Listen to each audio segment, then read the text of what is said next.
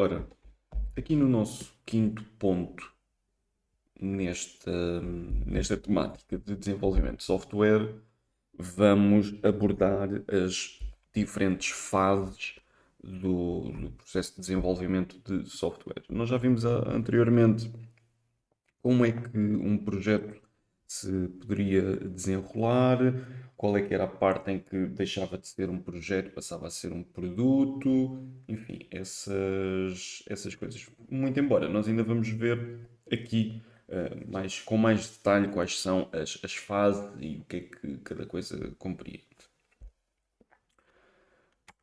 Portanto, já agora deixem-me ligar aqui o pointer. Portanto, estas são as fases que nós temos durante o nosso projeto. Nós vamos primeiro ter aqui uma fase de concepção, uma concept stage, e nesta fase de concepção nós vamos realmente fazer um planeamento sobre o software que vamos desenvolver. Devemos sempre fazer este planeamento no início. Lembra-se daquelas cinco, seis questões relativamente aos Ws e aos Hs, não é? O porquê é que nós estávamos a fazer isto, como é que vamos fazer, quando, etc. Temos que ter um planeamento, um plano de ação.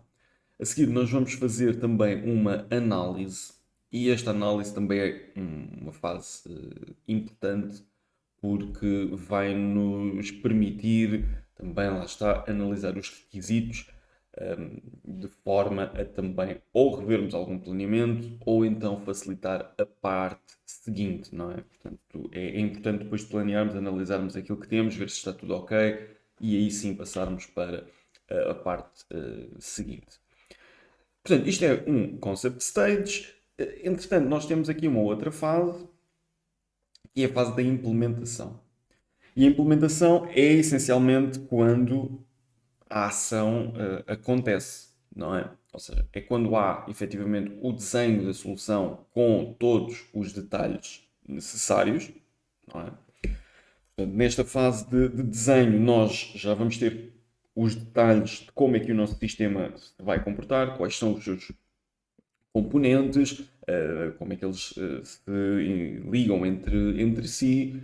Nesta fase de desenho teremos essa parte.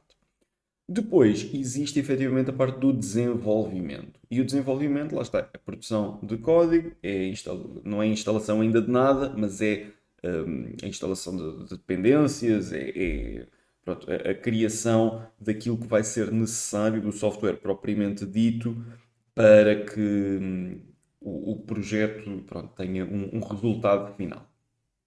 Depois disso, temos aqui os testes e integração. E estes testes e integração fazem parte daquela stage que vimos anteriormente, que é testes e aceitação, ou seja, é quando nós já temos um produto montado, não é? Só ainda não se chama produto porque ainda não foi testado e integrado e etc, mas já está tudo praticamente feito.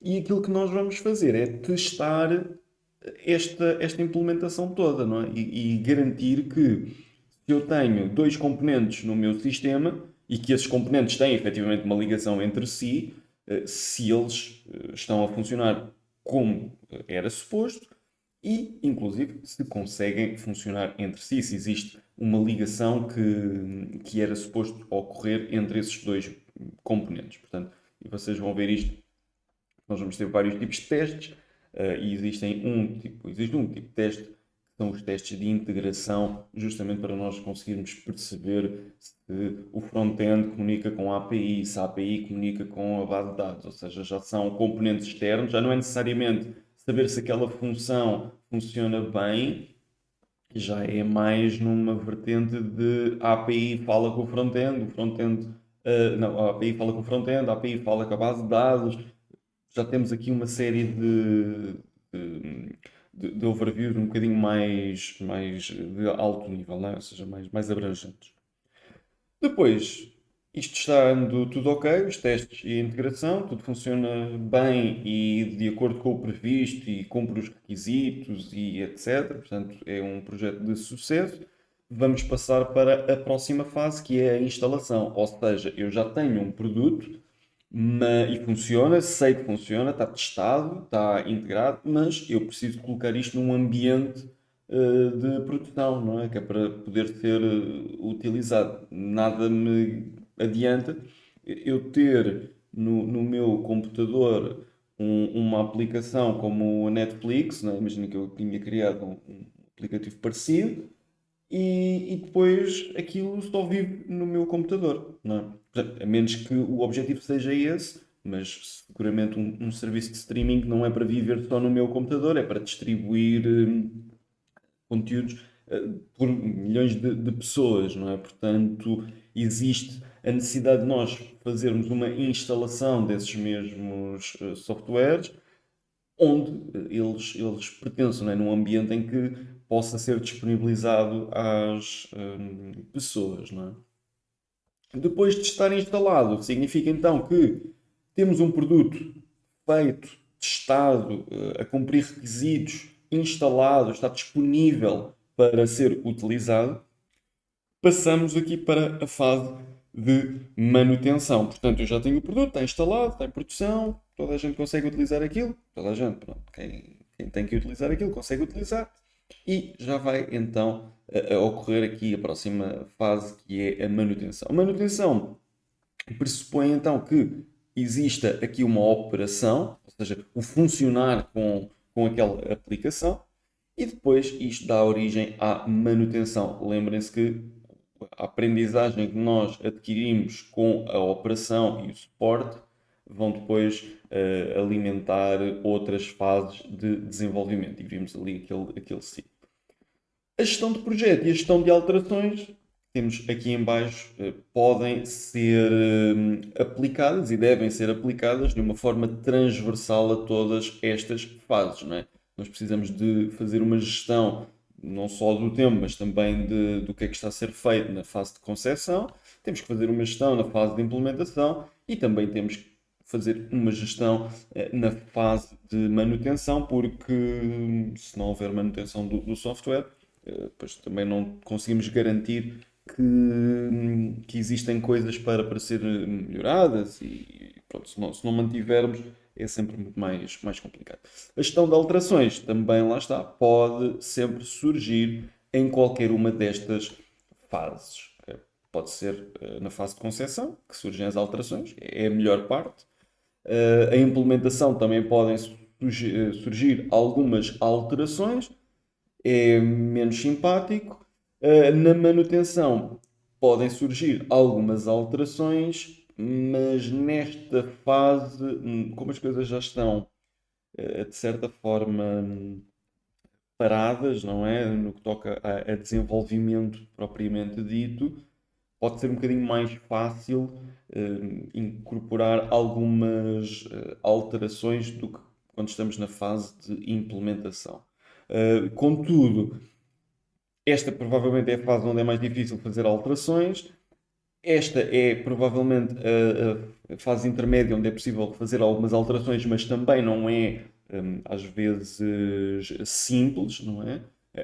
Em alguns casos até pode ser mais complicado do que fazer ainda na fase de implementação, dependendo das ramificações que aquelas alterações vão ter, pode ser também mais complicado, mas diria que pequenas alterações é mais fácil fazer aqui. O ideal é sempre numa fase de concepção termos todas as alterações pronto, planeadas e feitas para quando existe a implementação e manutenção as coisas estarem mais soft, digamos assim. Mas também vimos ontem que só com a operação de uma determinada componente ou de determinado software é que nós vamos ganhar a aprendizagem necessária para perceber quais as alterações que temos que fazer.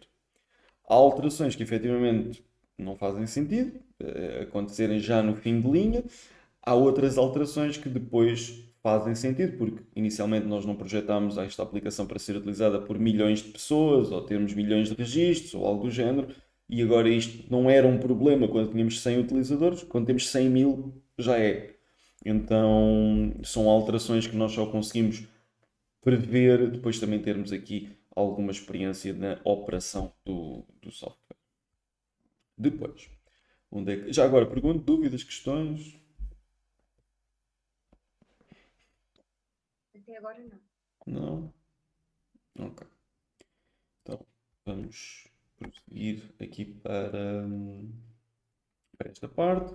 Ora, isto na prática é muito aquilo que nós já vimos anteriormente, não é? E está dividido aqui em várias coisas. Portanto, nós temos as análises, os desenhos e as implementações que visam responder a todas estas vertentes. Portanto, a análise diz respeito, neste caso, ao problema em si, a visão macroscópica deste problema. Portanto, quando nós pensamos em análise, pensamos no problema que vamos resolver e no domínio do problema, ou seja, o problema é sempre algo muito mais extenso do que o domínio que nós temos do problema. É muito normal que assim seja, até porque, como vimos, como estava a falar há um minuto atrás, nós temos sempre uma componente do problema que ainda não sabemos que vamos ter, só mais à frente. Portanto, o problema é sempre uma coisa mais geral, uma coisa muito mais abrangente do que o nosso próprio domínio do problema. Convém sempre que a diferença entre esta caixinha que está aqui do domínio do problema e o próprio problema seja uma diferença muito reduzida, obviamente, mas nem sempre isso acontece, não é? E há situações em que é normal, há situações em que não é normal. Mas é normal haver sempre uma diferença entre estas duas componentes. Depois, nós temos aqui o desenho, que diz respeito, neste caso, ao domínio do problema e ao domínio da solução. Não é? E normalmente também acontece é haver aqui no domínio da solução, podemos não ter contemplado todos os aspectos do domínio do problema e a nossa solução chegar aqui até certo ponto. E depois temos o domínio da realização, que faz, neste caso, uma verificação no domínio da solução e depois no domínio da realização. Portanto, já é o fazer alguma coisa. Mas isto tudo para dizer que começamos sempre com um problema que é uma coisa grande, o nosso entendimento sobre esse problema vai ser sempre uma versão do problema que não é igual ao problema. O nosso domínio da solução vai sempre ter ali o máximo ponto de encontro com o domínio do problema e o domínio da realização sempre também com a mesma lógica do domínio da solução. Portanto, haver ali um apanhar daquilo que conseguimos ter. Ok? Portanto, a seguir, a nível de tarefas transversais, não é?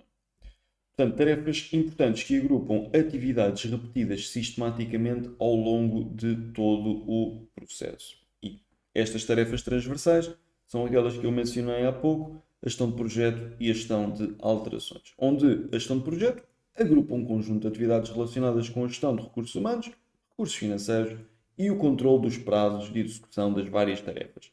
É caracterizado por 4 grandes grupos de atividades: o planeamento, o controle e monitorização da execução, a intervenção e a realização de medidas corretivas. Portanto, nós quando olhamos para o projeto, temos sempre que fazer um planeamento, controlar e monitorizar aquilo que está a acontecer, não é? na execução, intervir quando há necessidade de intervir, seja, e quando eu digo intervir aqui não é necessariamente apontar defeitos, não é? Às vezes pode existir um problema que está adjacente. Imagina que a equipa de desenvolvimento está parada ou com dificuldades porque não conseguem perceber um requisito ou algo do género. O gestor de projeto acaba por ser ali um bocadinho o maestro dessa interação, não é? Não é necessariamente o developer que vai fazer o levantamento do requisito com o cliente, até porque o developer tem uma visão mais técnica do problema. O utilizador ou o cliente ou o que seja vai ter uma visão mais funcional sobre o problema, nem sempre conseguem às vezes entender ali muito bem e o gestor de projeto acaba por pronto, conseguir fazer a ponte entre essas duas vertentes, não é? Do developer e do próprio cliente. Então acaba por ser ali uma intervenção, se calhar vai esclarecer um requisito ou outro com o cliente, perceber mais ou menos o que é que aquilo que era para fazer e fazer a ponte entre essas duas realidades, de modo a que o projeto pronto, não fique parado ou ali prejudicado ou pendente de alguma coisa e desbloqueia ali uma situação, não é? Neste caso acaba por ser uma intervenção na mesma, ou às vezes lá está mesmo realização de medidas corretivas, de modo a ajustar o processo ou algo do género. É normal que assim seja. Depois, a nível da gestão de alterações, é fundamental que estejam previstos mecanismos de controle de alterações num processo em curso. Lá está, nós não podemos começar um processo, estarmos a meio de um processo e as alterações são tais que todo o processo que foi desenvolvido até aqui, quando eu digo todo, é mesmo todo, ou seja, o próprio produto final que estamos a fazer já não é o mesmo, já não tem nada a ver uma coisa com outra. Não pode ser dessa forma, há que existir ali alguma gestão de alterações. Inclusive a própria metodologia Agile, que nós vamos ver a seguir, coloca aqui um certo travão nesse sentido. Ou seja, em que, tudo bem, alterações nós vamos conseguir fazer, a meio de um sprint não há alterações. Vocês pediram isto é o trabalho que vamos fazer nesta semana ou nestas 2 semanas, portanto, alterações ou mais coisas, pá, temos pena, é daqui a 2 semanas que falamos sobre isso, podemos planear, podemos fazer, mas não vai ser agora, porque já está um sprint em curso, não é para fazer alterações nesse sentido. Pelo menos é assim que funciona a teoria. Na prática, depois, depende, não é? A seguir, ainda em relação às tarefas transversais. Esta fase descreve então uma visão global sobre o âmbito do trabalho a realizar, de modo a elaborar um plano e efetuar uma análise da viabilidade do projeto. Esta parte da viabilidade do projeto é também muito importante. Se nós tivermos um projeto que não é viável, pronto, se não é viável não vale a pena sequer começar, não é? Portanto, isso também é importante. Que tipo de tarefas de planeamento é que nós temos? Elaborar um caderno de encargos e a avaliação de propostas é englobar nesta tarefa.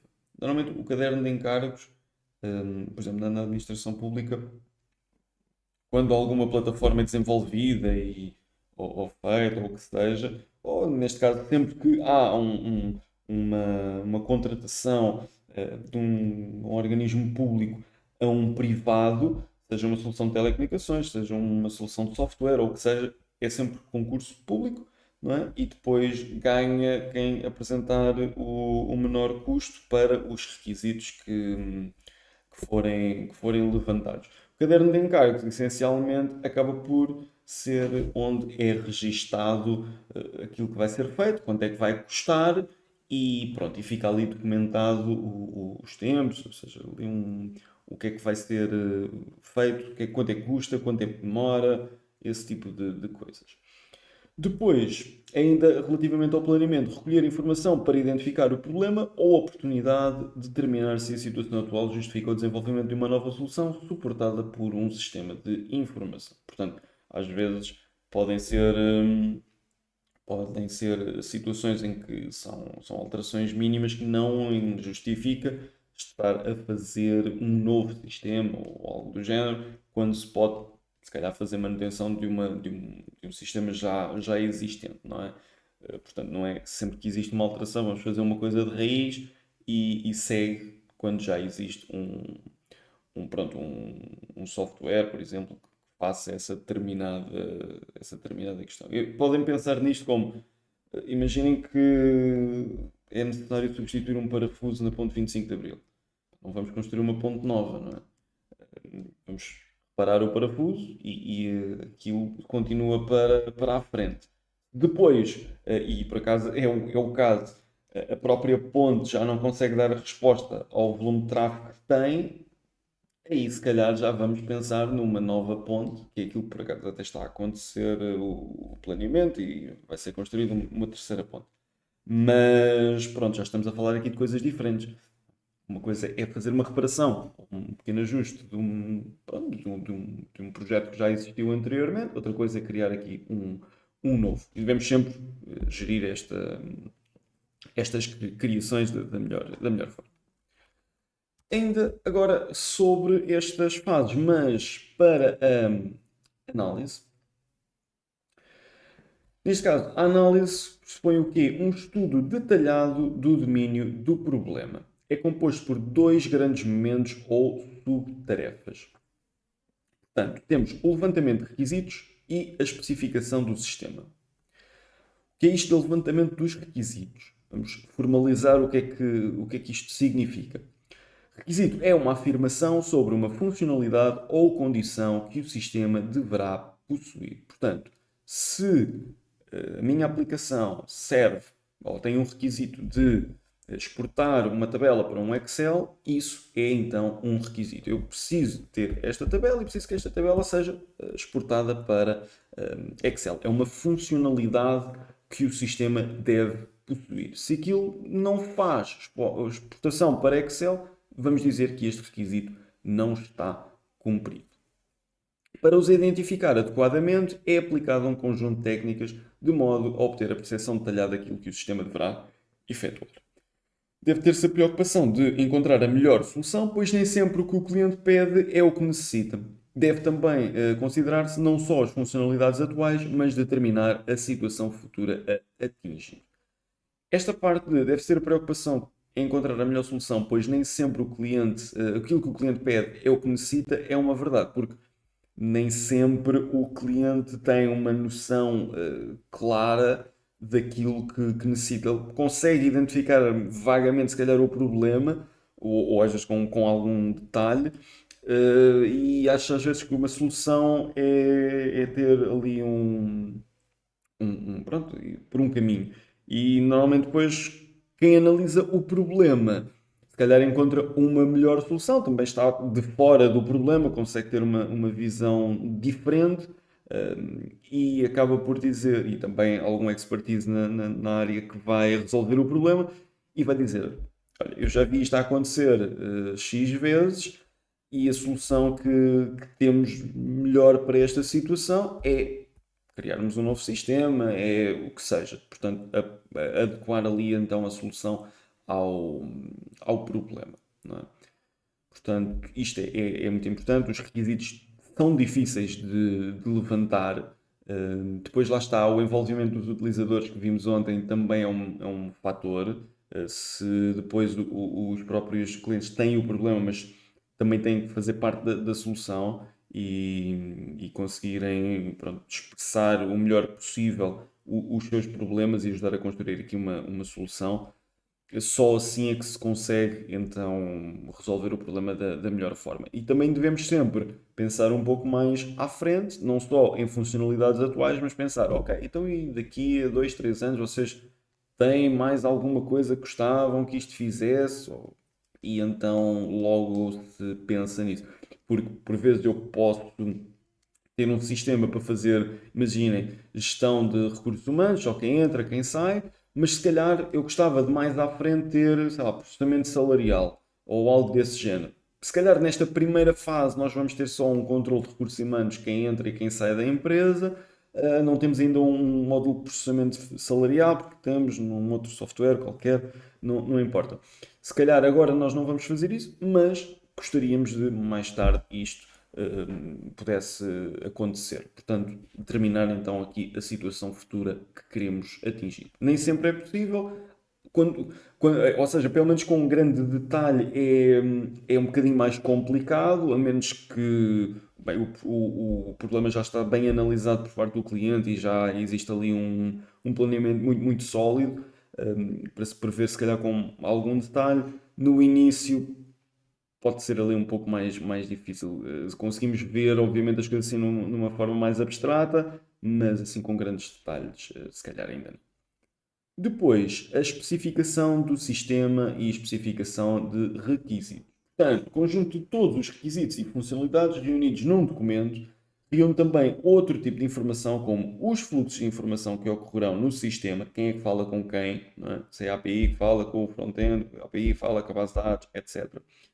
Perdão, a identificação dos componentes das relações e restrições do sistema, as áreas internas e externas da organização afetadas. Portanto, devemos sempre pensar, neste caso, como é que o sistema irá ser construído a nível de componentes, não é? Portanto, e como é que esses componentes trabalham entre si. Até aqui, alguma dúvida, questão?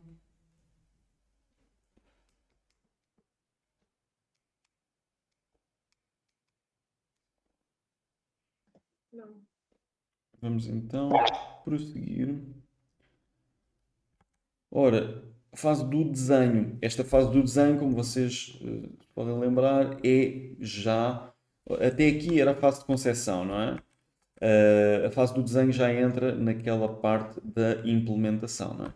Que é o desenho, depois a própria implementação, os testes de integração, a instalação e só depois é que passamos para a manutenção. Portanto, aqui já diz um pouco respeito à implementação. Portanto, é efetuada a definição do domínio da solução com base nos resultados produzidos pela análise. E isto é importante, não é? Porque só com uma boa análise é que nós também conseguimos fazer uma definição do domínio da solução.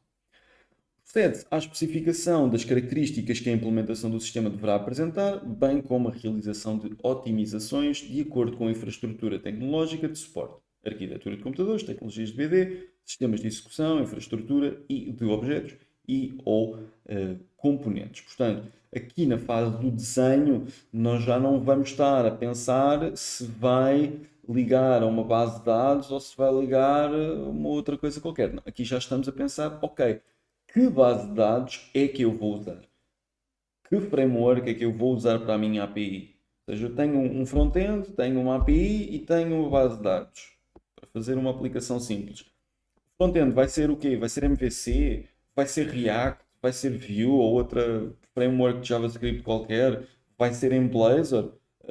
Vai ser uma outra framework de front-end que eu não mencionei aqui? Temos que definir isto. A API vai ser em .NET, não vai ser em .NET, vai ser em Java, vai ser noutra coisa qualquer.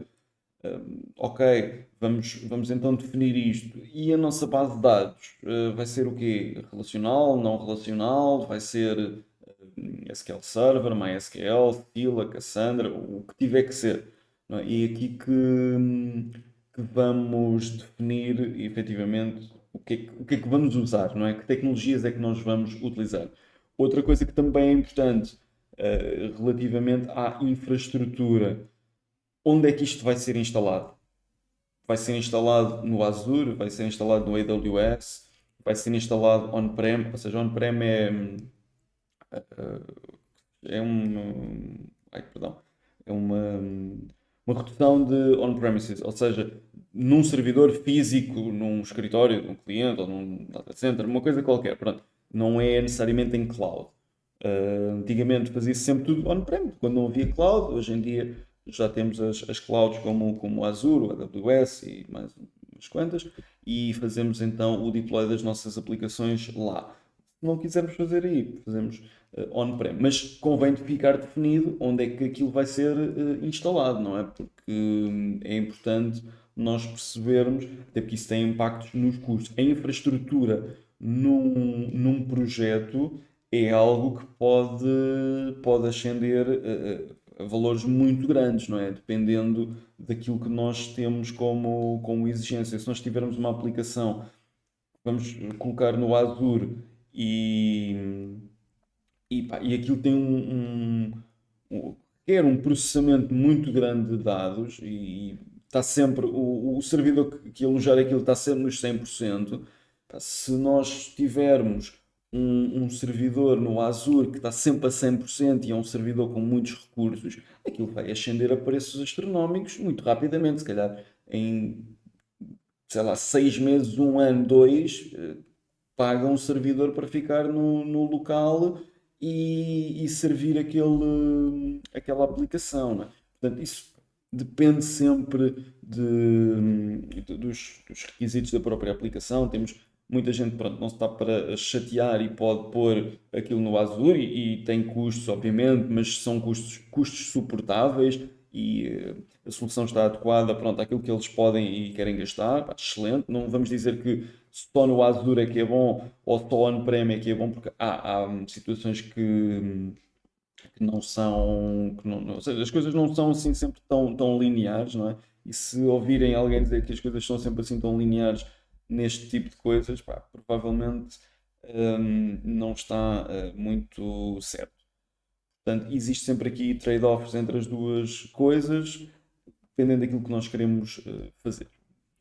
Portanto, é algo que deve ser avaliado e perceber se faz mais sentido utilizar on-prem ou numa cloud. Ainda assim, isto tudo para dizer o quê? Que essa parte das infraestruturas e das tecnologias que vamos utilizar convém ser feita aqui na fase do desenho para quando estivermos na fase de implementação já exista essa, pelo menos infraestrutura, quanto mais não seja de testes, para que as implementações possam ser feitas.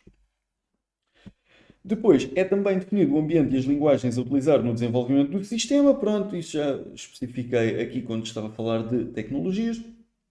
E a fase da especificação técnica, com definição de componentes aplicacionais, tecnológicos e dados. Portanto, também já falei aqui neste ponto anterior.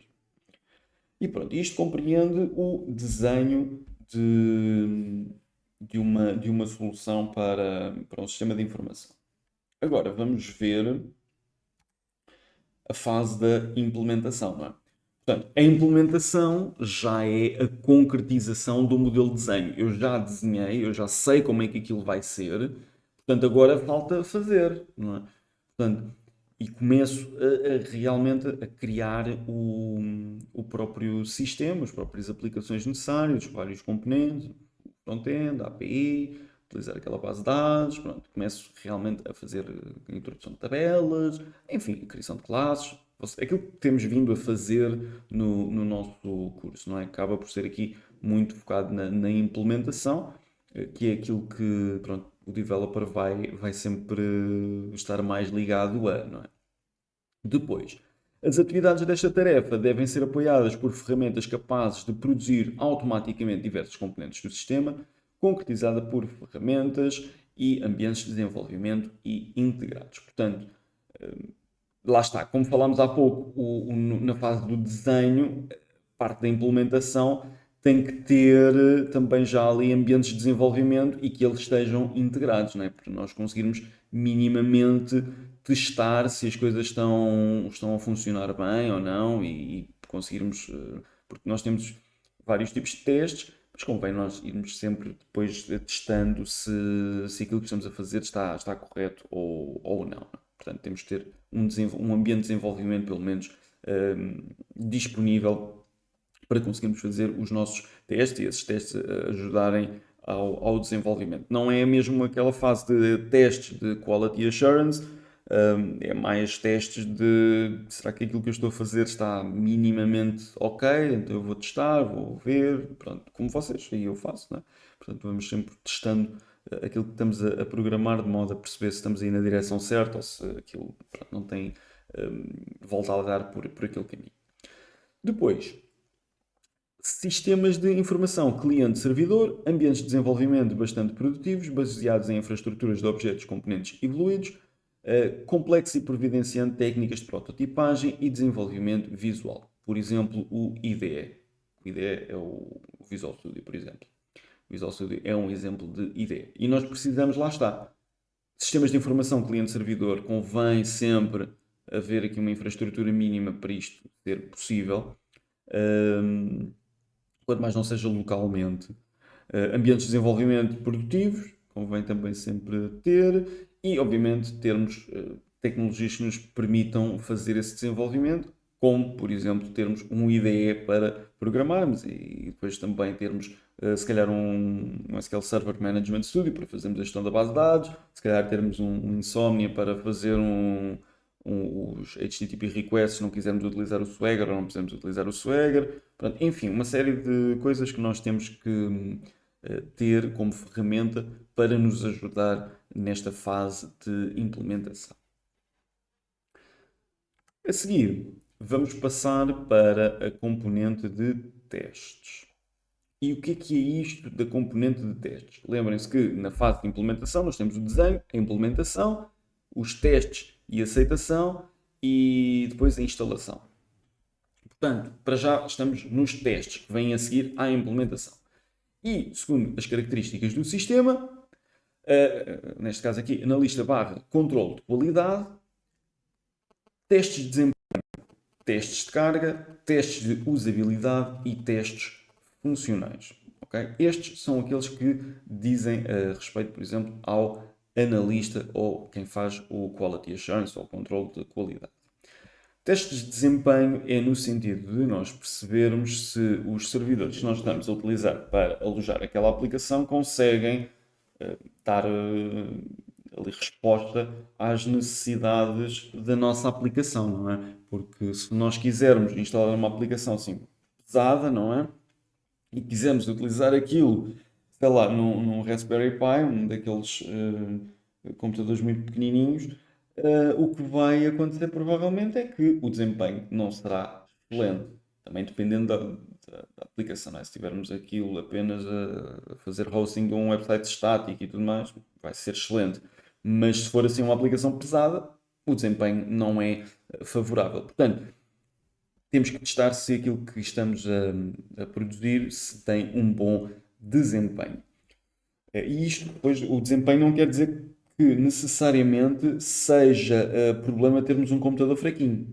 Atenção a isto também, porque se nós não tivermos cuidado na fase de desenvolvimento, neste caso da fase de implementação, se nós não tivermos cuidado em tornar os nossos processos mais otimizados possíveis, não tivermos ali cuidado com a quantidade, não cuidado com a quantidade de memória que estamos a utilizar, se for ali, pronto, tudo single thread, não utilizarmos nenhum multithreading, nem tarefas assíncronas, nem tudo mais, rapidamente o desempenho acaba por sofrer com isso. Portanto, se o nosso código não for de boa qualidade e não for performant, digamos assim, por muito que vocês atirem recursos para cima daquele programa, aquilo nunca vai ter um bom desempenho, porque naturalmente já não é um código que tenha ali uma visão mais de performance.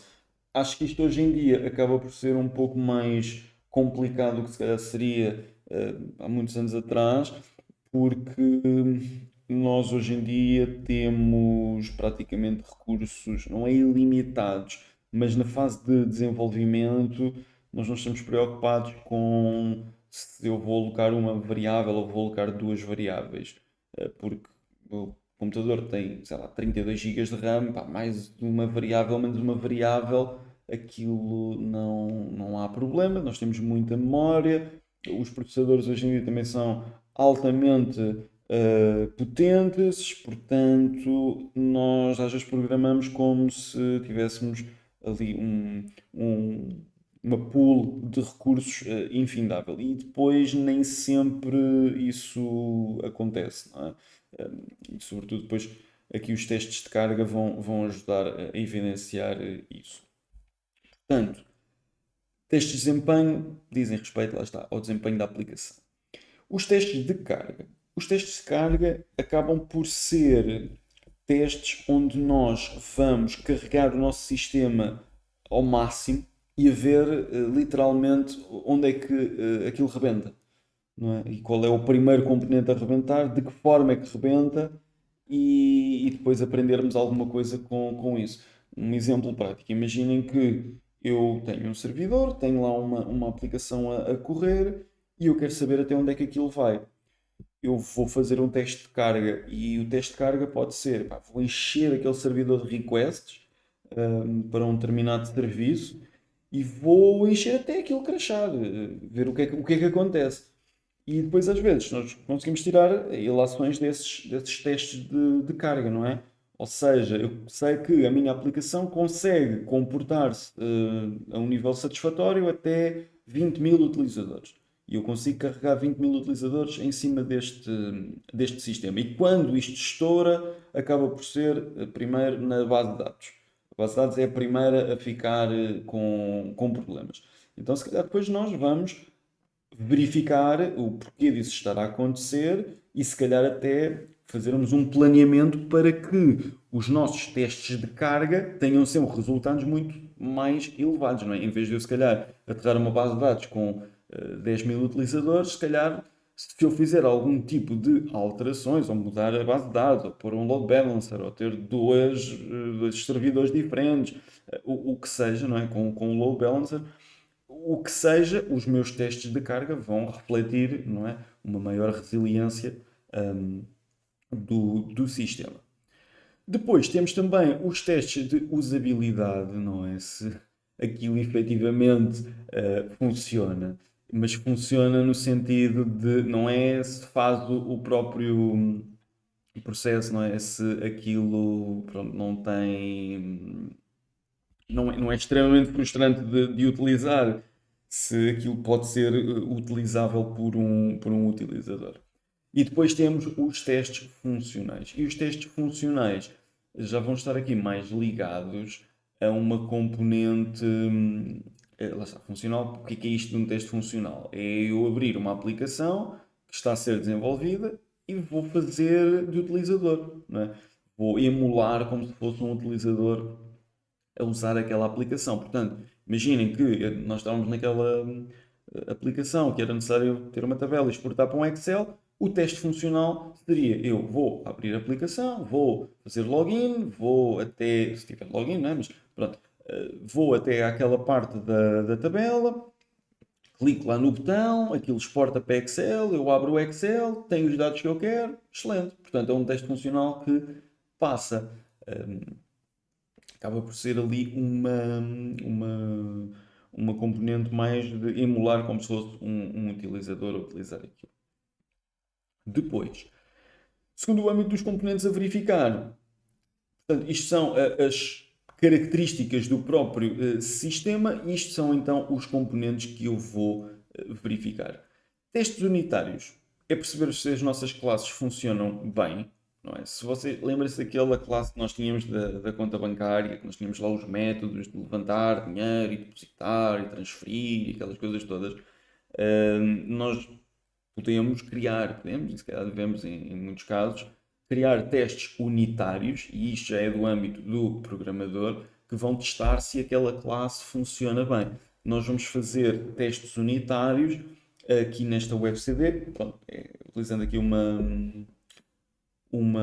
framework de testes para o efeito. Eu acho que vocês devem ter a deixar de ver. Não, só o meu monitor é que desligou. Portanto, nós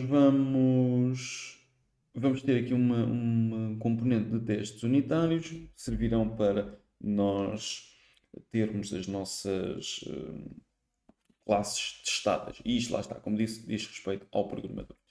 Testes de integração, lá está, são então os testes em que testamos a integração dos vários componentes, se a API fala com a base de dados, se o front-end fala com a API, se pronto, todos estes componentes diferentes conseguem comunicar entre si. Aqui os testes de sistema vão um pouco ao encontro do que também temos aqui nos testes de integração. E depois o que vai ser aqui um pouco diferente são os testes de aceitação por parte do utilizador. Os testes de aceitação devem ser muito parecidos com testes funcionais, de modo a que o utilizador possa experienciar aquela aplicação e ver se efetivamente resolve as suas necessidades, se efetivamente é aquilo que pediu, etc, etc, se consegue funcionar com aquele software e se efetivamente o software funciona bem, não é? Perceber se não há ajustes, porque às vezes também pode acontecer o cliente ter pedido um botão, vou dar aqui um exemplo, se calhar que não faz muito sentido, mas só para ilustrar o conceito, o cliente pediu um botão amarelo e está lá um botão azul. Pronto.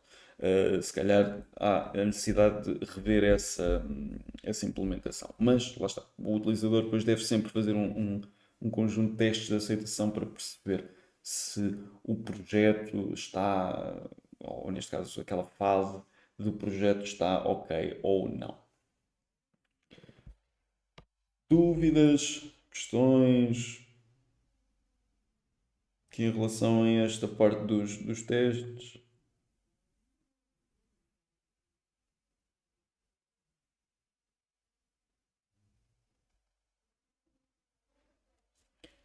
Não? Ok, então vamos prosseguir. Vamos aqui para a última parte, respeitante à implementação, que é a parte da instalação. Portanto, e depois já passamos para a fase da manutenção. Portanto, a instalação. Esta tarefa consiste na preparação e instalação do sistema, na infraestrutura computacional de destino e na sua subsequente operação regular. Portanto, é quando nós já vamos colocar isto funcionar num servidor ou num Azure ou o que quer que seja e vamos instalar e pôr isto operacional.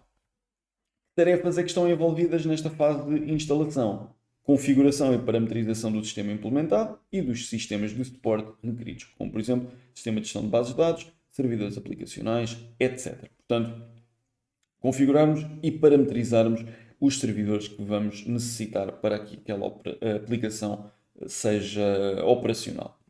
Neste caso, instalação dos componentes aplicacionais necessários. Se vocês imaginem, têm uma aplicação em .NET que estão a fazer o publish daquilo num servidor on-prem, é bom que o servidor tenha o runtime do .NET instalado, caso contrário, aquilo não vai funcionar, a menos que vocês façam um pack já com o runtime incluído. Bem, enfim, isso já são pormenores.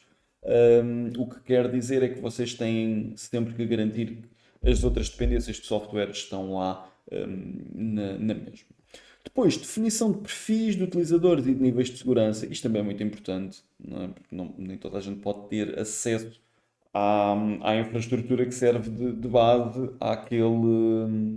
àquele sistema. Não é? Aliás, quanto mais pessoas tiverem acesso, menos seguro é. Isso é sempre uma questão que deve ter sempre.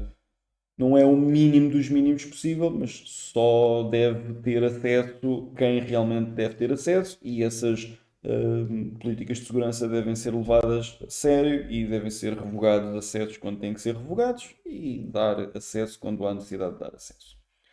Formação dos utilizadores no sistema. É bom que as pessoas que vão interagir com aquilo numa componente de manutenção e de instalação e tudo mais saibam o que é que efetivamente é necessário, não é? Se nós estivermos a falar aqui de um software que está instalado aqui num servidor, convém que seja também difundido como é que pode ser acedido, como é que as pessoas podem aceder àquela aplicação. Convém também quem está a fazer a instalação perceber a infraestrutura que está ali em mãos, portanto, convém sempre termos esse conhecimento.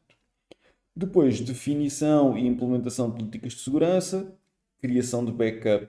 Quando eu falava há pouco de outros níveis de segurança, mesmo a nível de acesso, estas políticas de segurança, como criação de backup, é mais numa perspectiva de segurança dos dados, não é? Porque se nós só tivermos, imagina, temos uma base de dados que é aquela que nós usamos em produção. E então houve algum dia que foi necessário fazer uma alteração em produção e alguém se enganou e apagou a base de dados.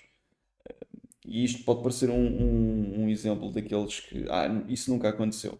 Mas já tivemos casos concretos e às vezes até em plataformas grandes como o GitLab e tudo mais, em que simplesmente apagaram as bases de dados de produção por um erro. Aconteceu. Portanto, pode sempre acontecer. Então, nós devemos sempre ter backups da informação que nós temos. No caso de acontecer alguma catástrofe, nós termos a forma de repor o nosso sistema o mais rapidamente possível e também com o maior número de dados que são possíveis, não é? Depois, elaboração de documentos de operação, administração e utilização do sistema. Portanto, isto vai um pouco de encontro aqui ao que eu estava a dizer na formação dos utilizadores do sistema, ou seja, termos documentos para quem está a fazer a operação, quem vai fazer a administração e quem vai fazer a utilização do sistema. Convém toda a gente saber como é que aquilo funciona, de modo a tirar partido do próprio sistema, né? Porque foi para isso que ele foi criado. E depois já passamos aqui para a fase da manutenção. Até aqui, alguma dúvida? Questão?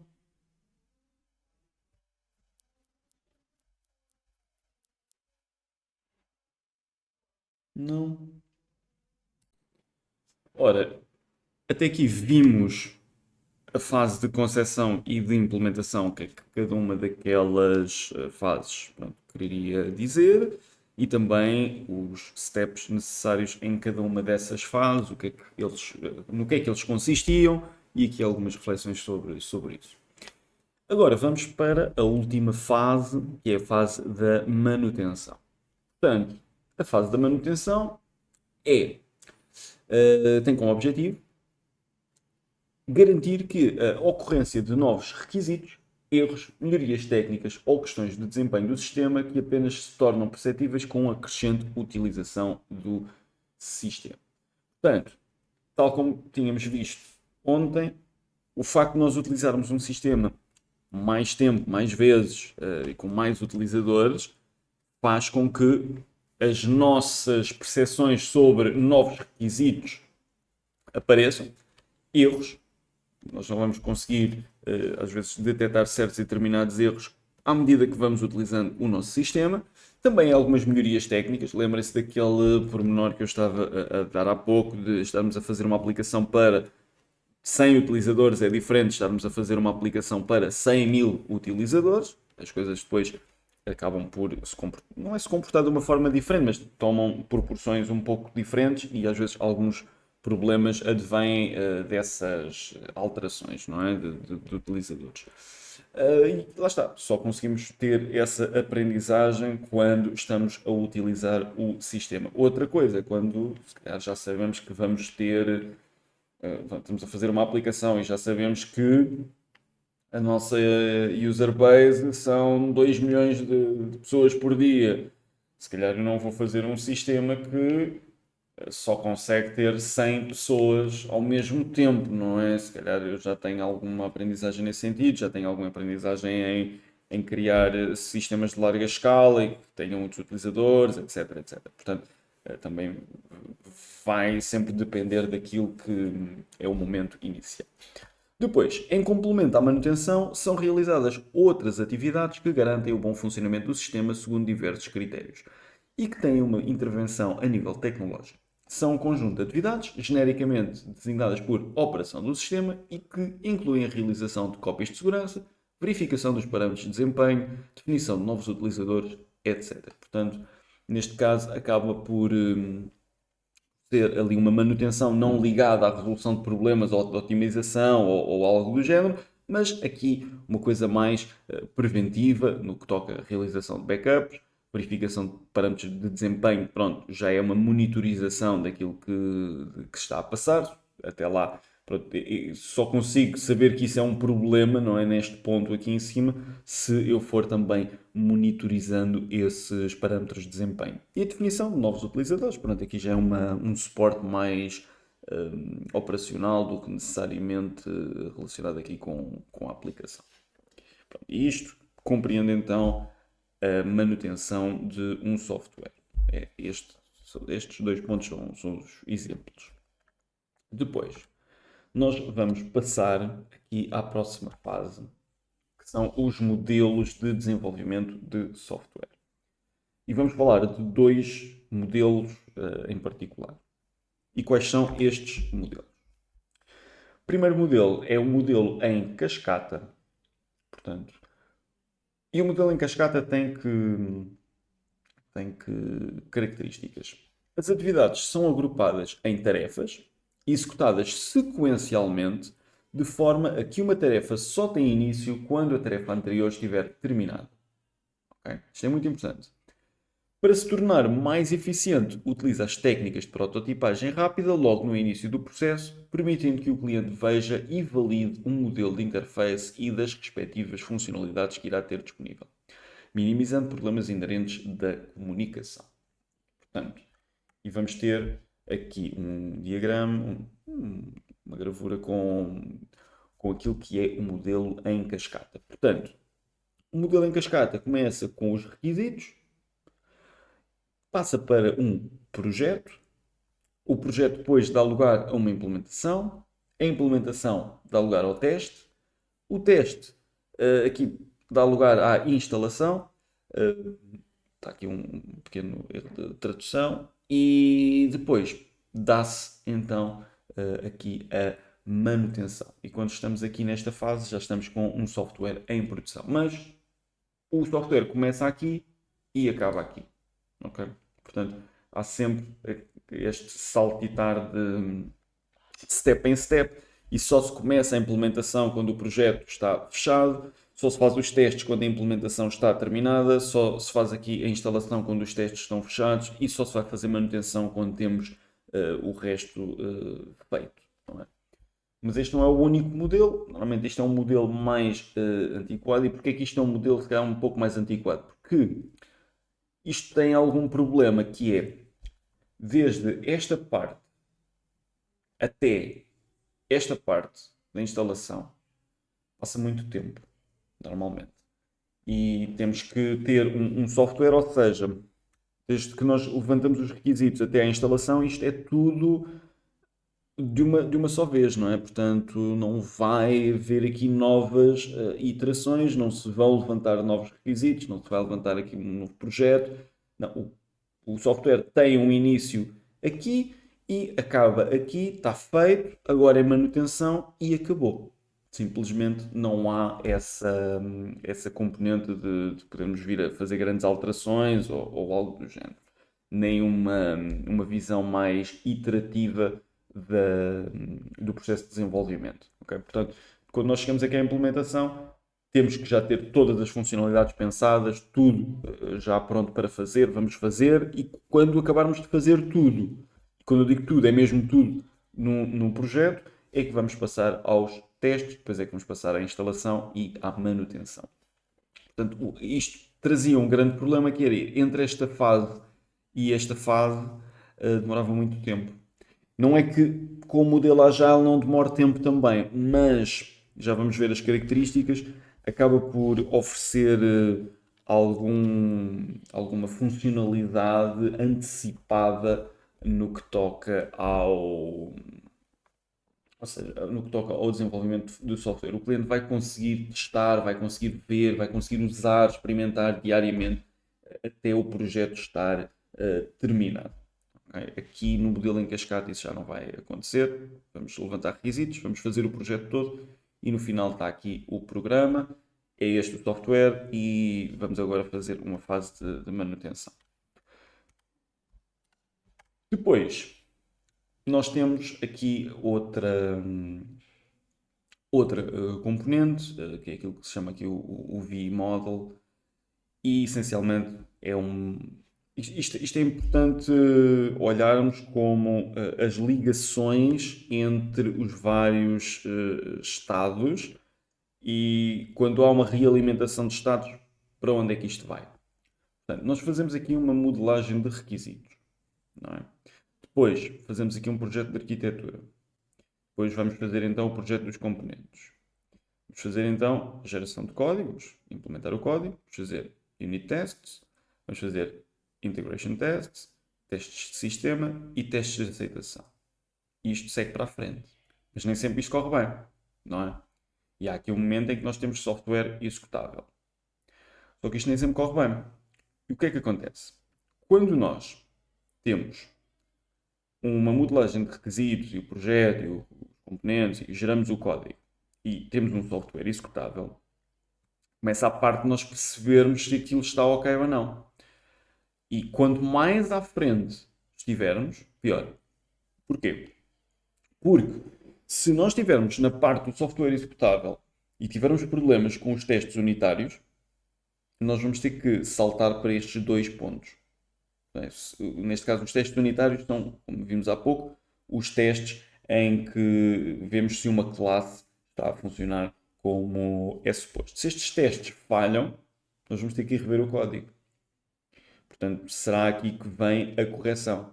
E depois temos outra vez um software executável e vamos fazer outra vez os testes unitários. Também podemos ter a possibilidade de saltar aqui para o projeto dos componentes. Se calhar o nosso código não está organizado da melhor forma porque o projeto dos componentes não foi feito da melhor forma.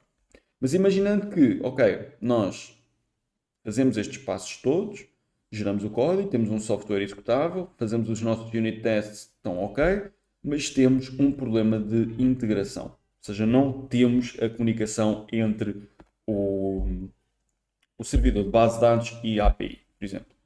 Então, nós vamos ter que realimentar isto para duas fases anteriores. E estas duas fases são ou o projeto dos componentes, que componentes é que nós temos no nosso sistema e como é que eles funcionam, ou então, ainda mais grave, é quando nós precisamos de rever a nossa arquitetura.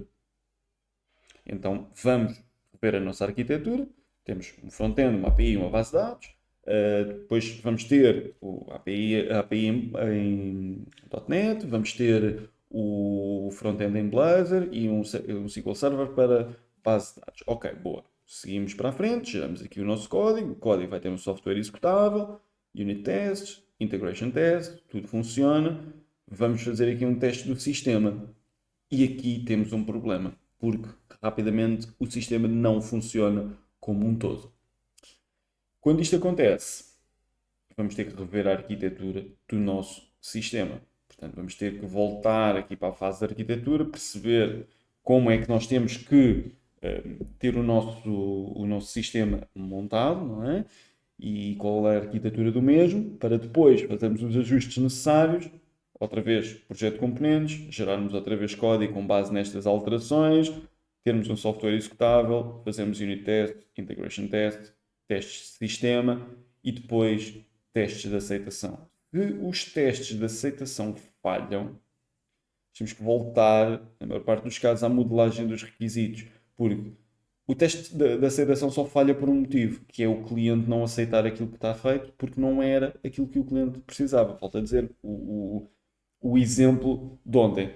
Imaginem que vocês têm um projeto que é para fazer uma máquina de tirar gelados e vocês no final apresentam uma máquina de tirar cafés, os testes de aceitação não vão passar, não é? Porque a máquina de cafés pode funcionar perfeitamente, pode ser a melhor máquina de cafés do mundo, mas aquilo que o cliente pediu foi uma máquina de gelados.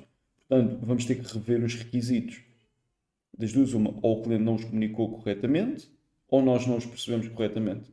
Então vamos ter que fazer essa modelagem de requisitos, vamos ter que rever a arquitetura do projeto, vamos ter que rever os componentes que estamos a utilizar dentro desta arquitetura, vamos ter que alterar código, vamos ter um software executável, que depois terá outra vez unit test, integration test, teste de sistema e teste de aceitação. Quando o cliente chega e diz, sim senhor, é isto mesmo que eu queria, está excelente, não tenho mais nada a pedir.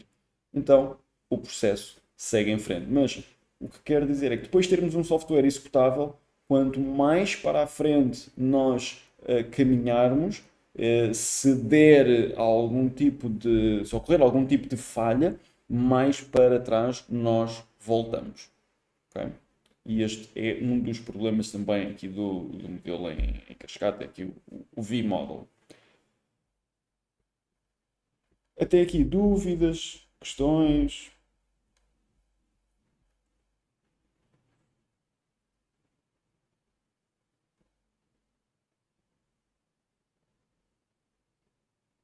Não? Ok. Então vamos seguir aqui para a frente. Agora temos os outros processos que são iterativos e incrementais. Okay? Portanto, o processo iterativo corresponde à ideia de refinar o âmbito e a concretização do sistema pouco a pouco.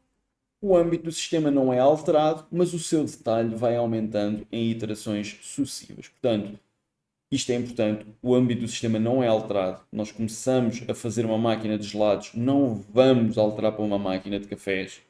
Portanto, o âmbito tem que ser o mesmo, senão temos um problema grave. Mas o seu detalhe vai aumentando em iterações sucessivas. Portanto, imaginem que nós estamos a fazer uma determinada, um determinado ecrã, não é? e que agora tem apenas a tabela. Mas depois, numa próxima iteração, já vai ter o export com Excel. Depois, já numa próxima iteração, já vai ter o export para PDF. E depois já tem filtros. E depois já tem a possibilidade de navegar para um outro ecrã ou de adicionar mais registros ou o que seja. Portanto, nós passamos aqui várias vezes pelo mesmo ecrã, pelo mesmo menu e vamos acrescentando funcionalidades, não é? E isto vai acontecendo de uma forma iterativa. Quando nós pensamos naquele ecrã, não pensamos só com vista a tudo aquilo que é necessário, vamos pensar sempre, ok, vamos incrementar isto, vamos incrementar isto, vamos incrementar isto. E seguem sempre neste processo de iteração. Portanto, isto é um processo então incremental, corresponde à ideia de aumentar pouco a pouco o âmbito do sistema. Nunca alterar o âmbito, mas vamos aumentar a pouco e pouco o âmbito do sistema. E temos aqui um diagrama que podemos ver. Ou seja, nos processos iterativos ou incrementais, e que normalmente está muito ligado aqui com também o próprio Agile, que é uma das metodologias em que o desenvolvimento acaba por ser organizado em sprints. Okay? Normalmente os sprints são de 2 semanas ou uma semana, vai depender ali um pouco do que é feito. A ideia do sprint é nós temos um programa que é complexo para fazer, vamos dividir isto em pequenas tarefas e vamos focar-nos nestas tarefas que vamos dedicar a nossa atenção nestas 2 semanas e vamos desenvolver estas tarefas. Então o que é que acontece? Temos aqui um primeiro incremento em que existe aqui estes requisitos. Nós levantamos os requisitos para este sprint. Ora, neste sprint eu quero que vocês exportem isto para Excel. Ok, então nós vamos fazer um pequeno projeto sobre o que é necessário para importarmos para Excel, exportarmos para Excel esta informação. Vamos então fazer a implementação desta exportação. A seguir vamos testar se aquilo está ok. Estando ok, passamos então aqui para a fase da própria instalação. E o sprint conclui-se com a adição da feature de exportar para Excel. Agora, vem um novo sprint. E no novo sprint, o que é que acontece como requisito? Epá, olha, nós precisamos agora de exportar para PDF esta informação desta tabela. Ok, boa. Então, estes são os requisitos. Vamos fazer um pequeno projeto para tratar da exportação desta informação para um PDF. O que é que nós vamos precisar? Vamos então implementar, propriamente dito, essa exportação. Vamos verificar, testar, validar se está tudo ok em conformidade com aquilo que foram os requisitos iniciais. Sim, então vamos instalar isto. Boa. Então, ao fim deste segundo sprint, temos então a nossa exportação para Excel e a nossa exportação para PDF feita. Mas vem um novo sprint aqui. Ok, então, mas olha, ainda quero que isto seja exportado para um Word. Quero que seja. Então, temos o requisito que é exportar para o Word, vamos fazer um projeto, vamos implementar essa exportação para o Word, validamos, está ok, implementamos no sistema e ao final vamos supor que isto eram 2 semanas de sprint cada um, no final de um mês e meio eu tenho o meu ecrã, que inicialmente só tinha exportação para Excel, aqui já tinha exportação para PDF e aqui tinha exportação para Word. Pronto, e nestas 6 semanas temos estas 3 features entregues. E podemos planear futuros sprints, não é? Para perceber, ok, então nas próximas 2 semanas nós vamos fazer isso, e depois nestas outras 2 semanas vamos fazer mais aquilo, depois vamos fazer outro, e isso pressupõe, não, permite-nos que nós conseguimos fazer alguma previsão do que é possível termos feito daqui a 2 meses, ou 3 meses, ou 4 meses. Não é? Vamos fazendo ali algumas coisas. Obviamente estamos aqui a falar de features simples, se calhar há features que vão demorar mais do que um sprint a fazer, não é? Pode acontecer isso, uma coisa extremamente complexa. Se calhar neste sprint não vamos ter a feature toda feita, mas vamos ter já uma API a funcionar, ou seja, uma coisa qualquer que já unitária em vista a termos a nossa feature completa, que se calhar temos ao final de 3 sprints. Mas vamos sempre incrementando com coisas. Imaginem, lá está, temos primeiro aqui uma base de dados, aqui temos uma API a comunicar com a base de dados, aqui temos um front-end a comunicar com a API, consequentemente com a base de dados. Precisamos de 3 sprints para ter estas funcionalidades todas. Aqui do lado direito, essencialmente a mesma coisa, não é? Portanto, temos aqui um planeamento inicial que vai dar início a uma análise, um desenho, desenvolvimento, testamos, está ok, primeira versão. Deste desenvolvimento vamos fazer uma análise do que é que temos que mudar, desenho, desenvolvimento, testamos, sai a segunda versão, passamos aqui para uma manutenção ou continuarmos com esta fase de desenvolvimento. O que é que isto tem de diferente face ao modelo em cascata? Nós temos aqui três grandes momentos, não é? Nestes sprints, mas em todos estes sprints, nós aqui estávamos então a exportar para Excel, aqui para PDF e aqui para Word, mas o cliente que vai receber o software já tem isto disponível, portanto, o cliente já pode utilizar a aplicação, ainda não exporta para PDF nem Word, mas já exporta para Excel e ele pode já utilizar aquilo diariamente para as suas atividades.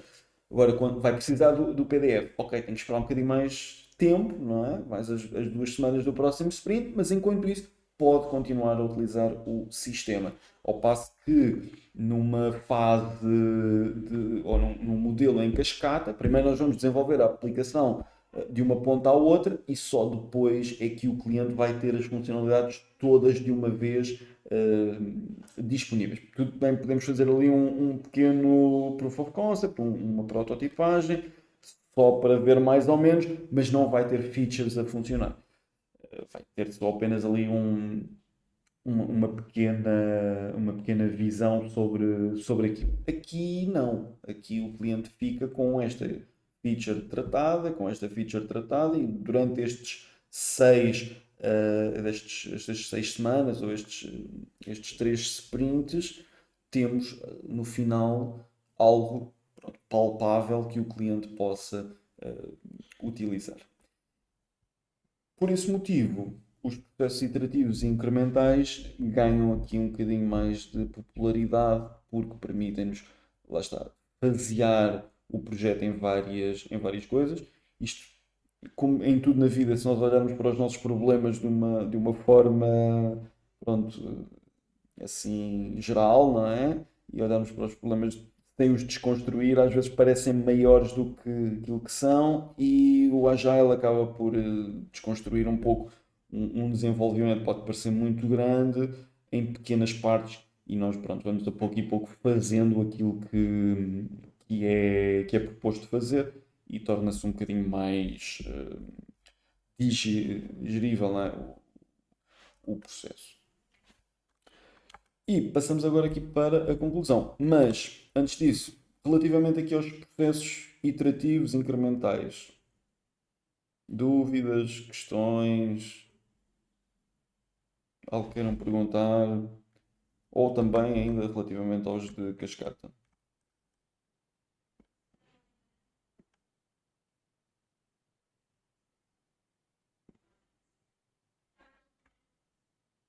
Não?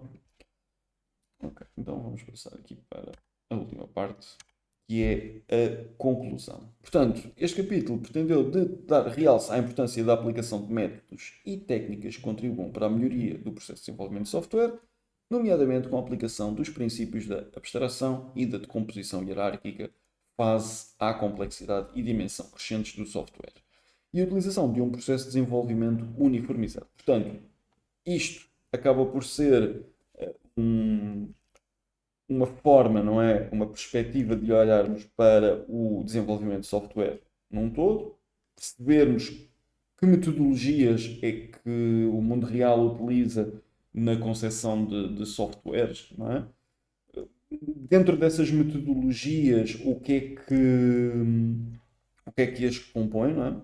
O que é que devemos ter atenção no que toca ao desenvolvimento do software, parte de criação de um projeto, parte de verificarmos os requisitos, a parte de implementarmos, a parte de instalarmos.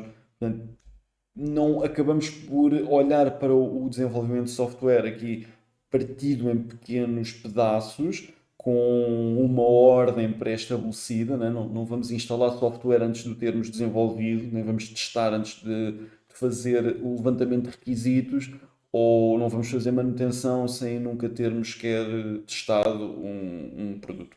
Portanto, temos aqui algumas ordens minimamente estabelecidas, alguns princípios e boas práticas que nos ajudam a que um projeto consiga ser feito a tempo e horas, da mesma forma que cumprindo os financeiros que tínhamos proposto, os orçamentos, e só desta forma é que conseguimos pronto, gerir todo esse processo que, como vimos no início, é um processo complexo, é um processo caótico, com várias alterações, é um processo difícil de lidar se não tivermos aqui alguma organização, alguma forma de, pronto, mais analítica de olharmos para este processo e digeri-lo.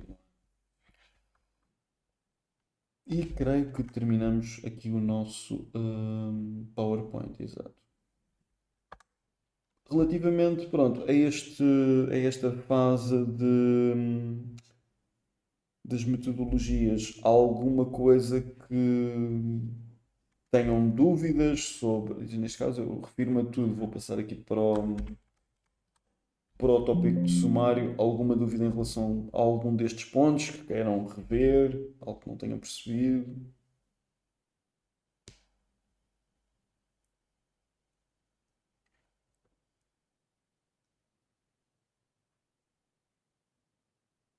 Não? Ok. Então eu vou só terminar aqui a gravação disto.